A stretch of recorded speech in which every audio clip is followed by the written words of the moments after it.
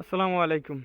যারা আপনার এই বিগ মামার সবথেকে ভালো আইপি খুঁজতেছেন বা সবথেকে বেস্ট আইপি যে আপনার কোনটা নিলে আপনার ডেড হবে না বা কোনটা নিলে আপনার সবথেকে ভালো হবে, কোনটা স্পিড ভালো থাকে, এগুলো যারা খুঁজতেছেন তারা ফার্স্টেই বিগ মামার সার্ভারে ঢোকার পরে আপনারা যেই কান্ট্রি নেন না কেন আপনার কান্ট্রি সিলেক্ট করে নেবেন। নেওয়ার পর ওইখান থেকে আপনি রিজন যদি সিলেক্ট করেন তাহলে আপনি রিজন সিলেক্ট করতে পারেন, বা আপনার কোনো স্পেসিফিক কোনো যদি সিটি থাকে তাহলে সিটি নিতে পারেন বা জিপ। নেওয়ার পরে আপনার এখান থেকে দেখেন যে ক্লিন নামে একটা অপশন আছে, ক্লিন থেকে আপনার এখান থেকে 10 সিলেক্ট করবেন ফিল্টারের জায়গায়, তারপর হচ্ছে আপনার এখানে শেয়ারের জায়গায় প্রাইভেট দিয়ে দিবেন। তারপর হচ্ছে এখান থেকে কানেকশন টাইপের মাঝে আপনি দিতে পারেন ওয়াইফাই বা সেল। তো সব থেকে যদি ভালো হয় তাহলে সেলই ভালো হয়। ওয়াইফাইগুলো অনেক ঝামেলা করে, অনেকগুলা আপনার অনেক ওয়েবসাইট অনেক ইয়াতে ব্যাকলিস্ট থাকে বা আপনার, তবে ওয়াইফাই যেই এগুলো আইপিগুলো থাকে এগুলো অনেক স্পিড, অনেক বেশি স্পিড থাকে, আবার অনেক বেশিক্ষণ টিকসই করে। এমনকি আছে বিগ মামার আইপিটা আপনারা সবাই জানেনই তো যে আপনার খুব তাড়াতাড়ি আপনার ডেড হয়ে যায়, ডেড হওয়ার সম্ভাবনা একটু সবথেকে বেশি থাকে বিগ মামাতে। তবে ডেড হওয়া যাওয়ার পরেও আপনার 5-6 ঘন্টা বা 1-2 ঘন্টা এমন আছে, 5 মিনিট এমন ঘটনা আছে যে আপনার অটো রোটেট হয়ে যায় ওরা। কিন্তু সমস্যা হচ্ছে আপনার এক স্টেট থাকলে অন্য স্টেট হয়ে যায়। তো এখান থেকে আপনারা সবসময় সেল সিলেক্ট করে নেবেন। তারপর এখানে নেও কোনো ম্যাটার করে না, নিউ এইখানে আপনার নিউ দিতে পারেন বা নট নাও দিতে পারেন, নট নিউ দিতে পারেন, যে কোনো একটা দিলে হয়েছে, সমস্যা নাই। দেওয়ার পর এখানে আইপি যে আইএসপি যদি আপনারা চেঞ্জ করতে চান তাহলে সবচেয়ে যেই সেলের যেই মানে ফোনের যেই সিমের যে নেটওয়ার্কের যে ইয়াগুলো থাকে, আইপিগুলো থাকে, এগুলো বেশিরভাগই আপনার ভালো হয় টি মোবাইল, ভেরিজন বা ভেরিজন ওয়্যারলেস আছে, এটিটি, এটি অ্যান্ড টি ওয়্যারলেস, এগুলো যেগুলো আছে এগুলো আপনার সব থেকে ভালো হয়।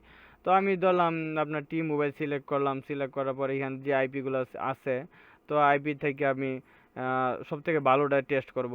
তো এখান থেকে যদি দেখেন এখানে আছে ব্যাকলিস্ট আছে কিনা এটা চেক করবেন। তারপর আইপি স্কোর কোনো এটা ম্যাটার করে না, আইপি স্কোর আপনি দরকার নাই। তারপর এখানে যে গেট কানেকশন আছে কানেকশনে ক্লিক করবেন, তাহলে আপনার আইপির যে স্পিড আছে এই স্পিডটা ওরা শো করবো।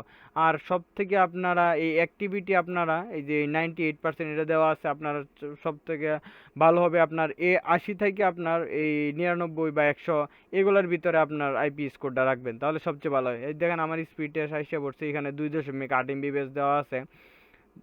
তো এই যে স্পিডটা আছে এই টাইপের স্পিডে আপনার 2.8 এমবিপিএস এর সবগুলো আইপি আপনার কিনবেন। আর অন্য যে আইপি গুলো আছে আপনার দেখাই আমি, এই 2.8 এমবিপিএস এর আইপি গুলো হয় কি যে আপনার ডেড হওয়ার সম্ভাবনা খুব কম থাকে, আর হইলে ওইটা খুব তাড়াতাড়ি আপনার চেঞ্জ হয়ে যায়, আইপিটা রোটেট হয়ে যায়।